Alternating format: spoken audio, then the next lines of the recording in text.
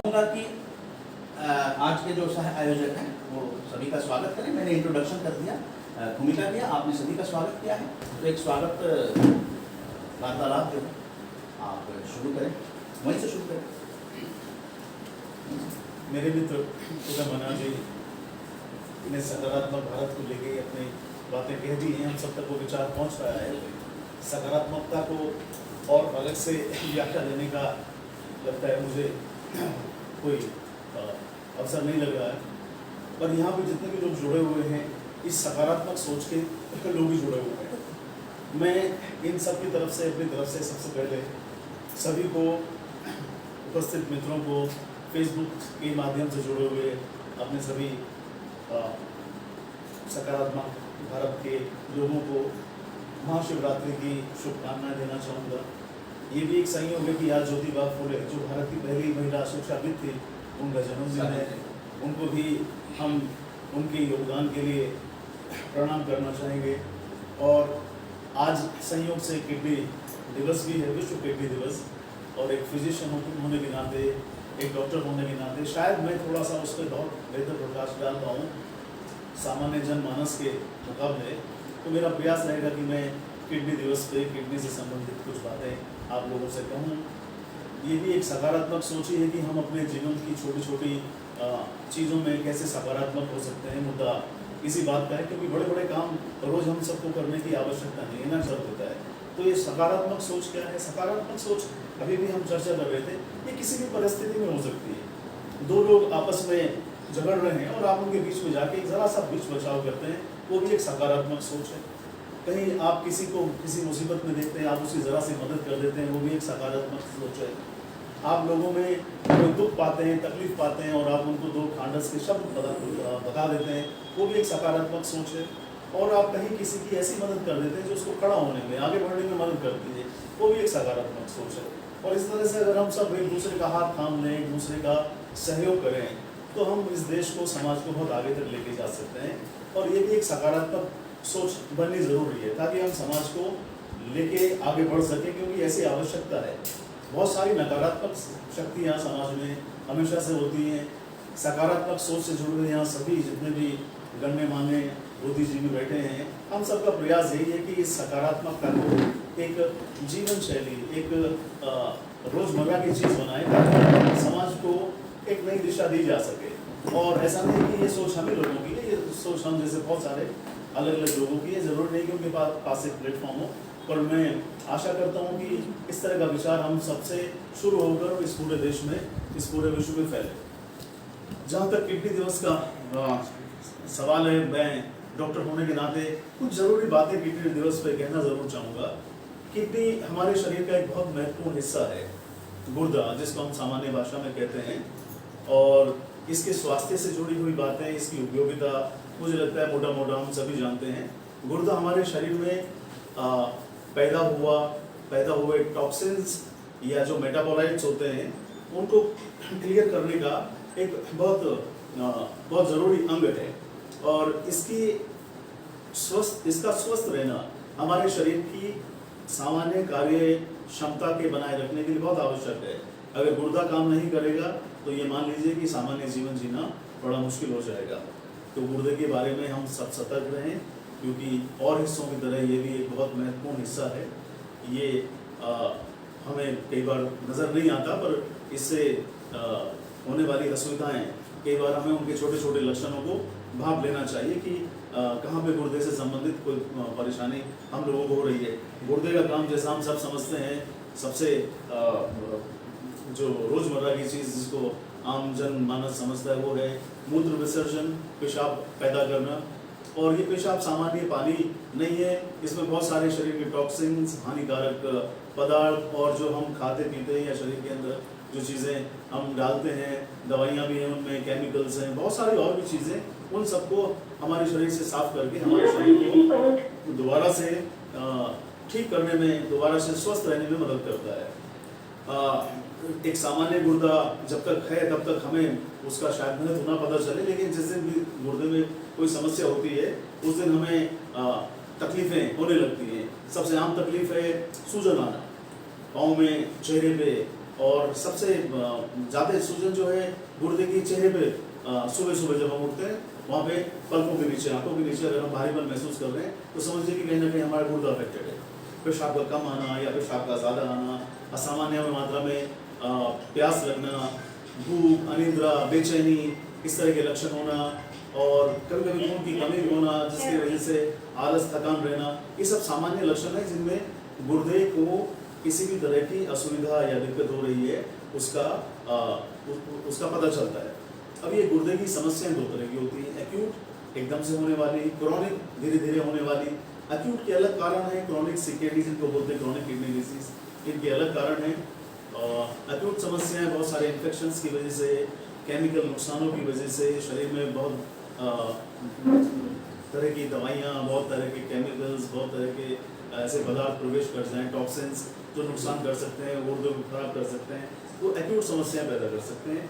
Chronic समस्याएं वो होती हैं जो बहुत धीरे धीरे डेवलप होती हैं और मेरा ज़्यादा समझाने का पर्पस इन क्रॉनिक चीज़ों पे रहेगा क्योंकि ये बहुत सावधानी अगर हम इन मामलों में बरतें तो इन क्रॉनिक प्रॉब्लम से गुर्दे को बचाया जा सकता है। अक्सर ये क्रॉनिक प्रॉब्लम्स ही गुर्दे को ख़राब करती है। जैसे बहुत सामान्य ऐसी प्रॉब्लम है ब्लड प्रेशर, अगर हम उसको कंट्रोल ना करें तो गुर्दा धीरे धीरे ख़राब होता चला जाता है। मधुमेह या डायबिटीज़ जिसका अगर हम कंट्रोल ना रखें तो गुर्दा धीरे धीरे ख़राब होने लगता है। कुछ लोग गलत तरह से दवाइयाँ खाते हैं, ये दवाइयाँ भी गुर्दे में कुछ कुप्रभाव डालती रहती हैं और गुर्दा धीरे धीरे ख़राब हो सकता है। पानी की मात्रा सही रूप में ना लें तो ये भी गुर्दे का नुकसान कर सकती है। गुर्दे में होने वाले रोग हैं, इन्फेक्शंस हैं, किडनी की प्रॉब्लम्स हैं जैसे स्टोन वगैरह, अगर हम इनका समय पे उपचार ना करें तो ये भी गुर्दे को परमानेंट नुकसान पहुँचा सकती हैं। तो हम कोशिश करें कि अपने गुर्दे से जुड़े हुए सभी लक्षणों को सही समय पर पहचान लें, उनसे संबंधित जो भी दोष अगर हमें कहीं लगने लगे तो हम डॉक्टर्स के पास जाएं, अपने टेस्ट कराएं, उनको डायग्नोस करें और उनका समय रहते निदान कराएं, उपचार कराएं। तो किडनी दिवस पर मैं यही कहना चाहूँगा कि अपने गुर्दे के प्रति सतर्क रहें, ये हमारे लिए बहुत महत्वपूर्ण हिस्सा है और इसके बिना लंबा जीवन, स्वस्थ जीवन जीना बहुत कठिन है। अगर गुर्दा ख़राब हो जाए, डायलिसिस की नौबत आ जाए तो आप समझ सकते हैं कि रोज़मर्रा की दिनचर्या में नुकसान होने के अलावा बहुत सारा पैसा, बहुत सारा आर्थिक हानि एक परिवार को होती है।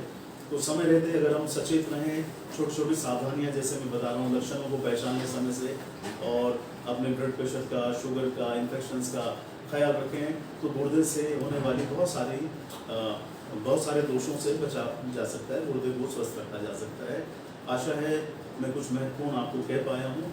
बाकी मैं चाहूँगा उदय मन्ना जी इस बैठक को और आगे तक लेके जाए। धन्यवाद। बहुत बहुत धन्यवाद डॉक्टर अजय सिंह पुंडी साहब। आपकी बैठक काफ़ी फ्रूटफुल हो रही है क्योंकि राजेश शर्मा जी भी आए हुए हैं और महिला राधिका जी भी आई हुई हैं और लंदन से राजेश जी भी आए हुए हैं।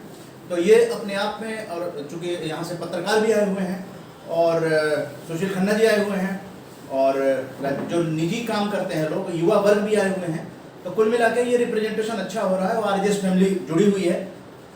सबसे बड़ी बात है कि डॉक्टर साहब आपने जो कहा कि ये जो गुर्दा है, इसको जो थीम है, मान लीजिए कि किडनी रोग हमें हो गया तो इस किडनी रोग के साथ हम कैसे जी सकते हैं। हम एक नॉर्मल लाइफ, जैसे डायबिटीज़ हो जाता है फिर भी लोग जो है वो अपने जीवन को आगे कई सालों तक खींच लेते हैं।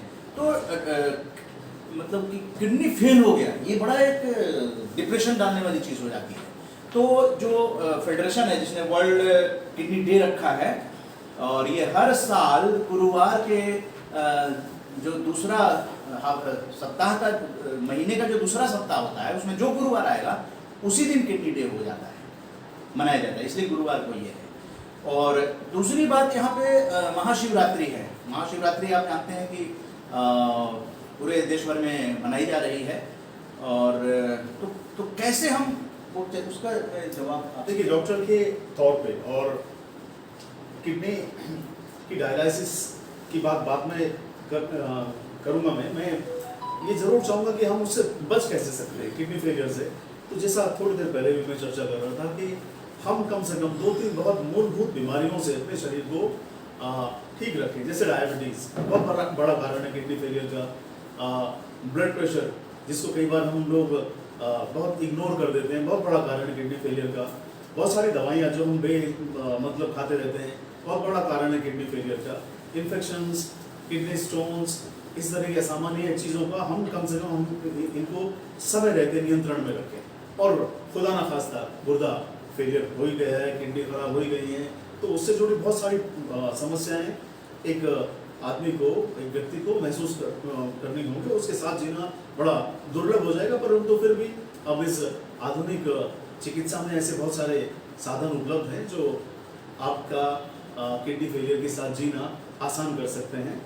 आपका यूरिया, क्रिएटिनिन जो सामान्य स्तर बढ़ जाता है किडनी फेलियर में, मतलब ये है कि किडनी अपना काम नहीं कर रही है, शरीर में पैदा होने वाले यूरिया और क्रिएटिनिन जिनको गुर्दा फिल्टर करता है वो नहीं निकल पा रहे हैं और उनका असामान्य स्तर शरीर में बनता जा रहा है, जिसके वजह से बहुत सारी सूजन, बहुत सारी दिक्कतें और दूसरे सिस्टमिक डिसऑर्डर्स आने लगते हैं। हमारी दिनचर्या प्रभावित होने लगती है, हमारा काम करना मुश्किल होता चला जाता है। तो ऐसे में हमारे पास उपचार है कि हम अपनी दवाइयाँ सेकेंडरी कॉज जो है किडनी की, बल्कि प्राइमरी कॉज जो है किडनी की जिन्होंने गुर्दा खराब किया उनको अभी भी कंट्रोल रखें। और अगर गुर्दा खराब हो ही गया है तो समय समय पे जो डायलिसिस है अपने गुर्दे की कराते रहें और अपनी जीवन शैली को नियंत्रित करें। अच्छा, महिला और पुरुषों में कुछ फर्क होता है अगर किडनी खराब है? कोई ऐसा टेक्निकली ऐसी कोई वजह नहीं कि जो पुरुषों को और महिलाओं से अलग करती है। कारण गुर्दे फेलियर की महिलाओं में भी वही है और पुरुषों में वही है। जीवन शैली का थोड़ा सा फर्क जरूर हो सकता है, पर कुल मिला के कोई बहुत बड़ा अलग अलग कारण नहीं है। जी, यहाँ पर ये भी सवाल उठता है कि जो डायबिटीज़ के मरीज हैं या हाई ब्लड प्रेशर हैं तो वो किडनी को कितना नुकसान पहुंचा सकता है। तो इन मरीजों के लिए जो कि CKD में आ जाते हैं, मतलब क्रोनिक किडनी डिजीज़, इसको कैसे नियंत्रित किया जा सकता है? देखिए, ब्लड प्रेशर और मधुमेह ये दोनों चीज़ें ऐसी नहीं कि जिनको हम सामान्य जन नहीं जानते, हम इनसे भली भांति परिचित हैं। ब्लड प्रेशर के बढ़ने के अलग अलग कारण हो सकते हैं, पर जो भी कारण है हम उन कारणों को कंट्रोल करें और ब्लड प्रेशर को कंट्रोल करें। ब्लड प्रेशर को कंट्रोल करना आपके गुर्दे को बचाने का एक बहुत महत्वपूर्ण स्टेप है। अगर आप अपने ब्लड प्रेशर को कंट्रोल करते हैं तो आप अपने किडनी फेलियर को भी कंट्रोल कर सकते हैं। बहुत सारे युवा लोगों में, 40 से नीचे के लोगों में किडनी फेलियर का एक बहुत बड़ा कारण ब्लड प्रेशर है, जिससे बहुत सारे लोग परिचित भी नहीं है कि वो कितना नुकसान कर रहा है। डायबिटीज़ को लेके हम लोग थोड़े फिर भी सतर्क हैं, हम अपने खान पान को कंट्रोल करके उसको नियंत्रित भी करते हैं, पर यहाँ पे भी बात वही है कि अपना खान पान नियंत्रित करें, अपनी डायबिटीज़ को कंट्रोल रखें। और जो डायबिटीज़ की वजह से धीरे धीरे आपका गुर्दा खराब होता जा रहा है, high level of sugar which is affecting your kidney, जो आपके गुर्दे को रोज़ नुकसान कर रहा है, अगर शुगर का लेवल कंट्रोल रहेगा, दवाइयों के माध्यम से जीवन शैली के परिवर्तन के माध्यम से, रोज़ खान पान पर नियंत्रण के माध्यम से, तो हम गुर्दे के रोग से भी इनडायरेक्टली खुद को बचा सकते हैं। डॉक्टर साहब, पानी पीने को कहा जाता है कि आप खूब पानी पीजिए, तो उसका कुछ मतलब है? खूब पानी पीने का क्या? देखिए, खूब का शब्द की अपनी अपनी परिभाषा पर्याप्त पानी लोग बना सकते हैं, लेकिन पर्याप्त जो आपने शब्द कहा, पर्याप्त यहाँ पे सही शब्द है। मुझे लगता है 6-7-8 गिलास के आसपास अगर हम सामान्य रूप से पानी पी रहे हैं, जिसकी मात्रा सर्दियों में ज़्यादा हो सकती है, गर्मियों में थोड़ी कम हो सकती है, और आपकी एक्टिविटी गर्मियों में ज़्यादा कम, और आपकी दिनचर्या एक्टिविटी के ऊपर भी निर्भर करता है कि उस दिन आप कितना काम कर रहे हैं। बाकी आपका शरीर आपको बायोलॉजिकल सिग्नल देता है, जब भी आपको प्यास लगे तो आप अपनी प्यास को बहुत देर तक इग्नोर न करें, आप समय पे पानी पीते रहें। जी, अच्छा, एक सवाल हम ले लेते हैं यहाँ से, जो लोग कुछ हम भेजे हैं, तो सब लोगों ने तो इस योगदान को सराह रहे हैं। और डॉक्टर साहब, इसमें जो पैसे पहचाने के, मान लीजिए किडनी रोग हो गया, तब तो इलाज की ज़रूरत हो जाती है, लेकिन शुरुआती दौर में क्या ऐसे कोई सिम्टम हैं जो शरीर में इसको पहचान सकते हैं और हम लोग उससे बच सकते हैं? इलाज में क्या खर्चा उस समय कम होता है? देखिए, लक्षणों का जितना जल्दी आप पहचान लेंगे, लक्षणों को जितना जल्दी आप गुर्दे के रोग के पकड़ लेंगे, उतना ही जल्दी आप उसका इलाज करा लें तो आपका गुर्दा खराब होने से आप बचा सकते हैं। लक्षण जैसे कि हमने बात करी थी, गुर्दे का काम है पेशाब पैदा करना। अगर आप देखते हैं असामान्य रूप से पेशाब पैदा हो रहा है, कम या ज़्यादा, पेशाब के रंग में आप किसी भी तरह का बदलाव देखते हैं, सामान्य पेशाब थोड़ा सा हल्का पीला होता है, वो गहरा पीला होने लग जाए, या असामान्य रूप से एकदम पानी की तरह का होने लग जाए, वो भी एक लक्षण है। आप अपने शरीर में ज़्यादा पानी ठहर ना देखें, सूजन जिसको बोलते हैं, स्वेलिंग या एडिमा टेक्निकल वर्ड है, ये एडिमा आपके पाँव पे आता है, आपके चेहरे पे आता है और धीरे धीरे पूरे शरीर को लपेट ले तो आप समझिए कि आपका गुर्दा ठीक काम नहीं कर रहा। एक इनडायरेक्टली एनीमिया कई बार गुर्दे की प्रॉब्लम का एक लक्षण है।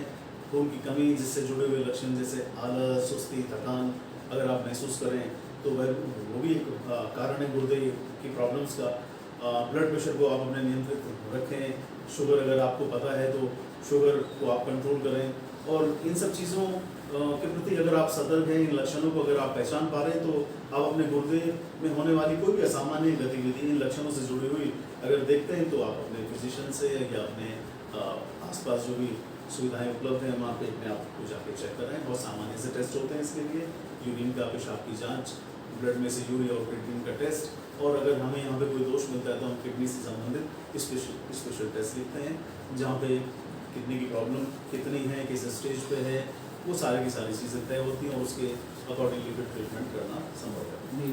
डॉक्टर साहब ने जो भी जानकारी दी है वो बहुत सारी इंपॉर्टेंट जानकारी है, लेकिन floor is open for everything. कोई भी अगर ऐसा सवाल है जो डॉक्टर साहब से आप पूछ सके, क्योंकि पहला हम लोगों का यही परिचर्चा का विषय था वर्ल्ड किडनी डे पे, उसके बाद आगे हम लोग दूसरे टॉपिक पर बातचीत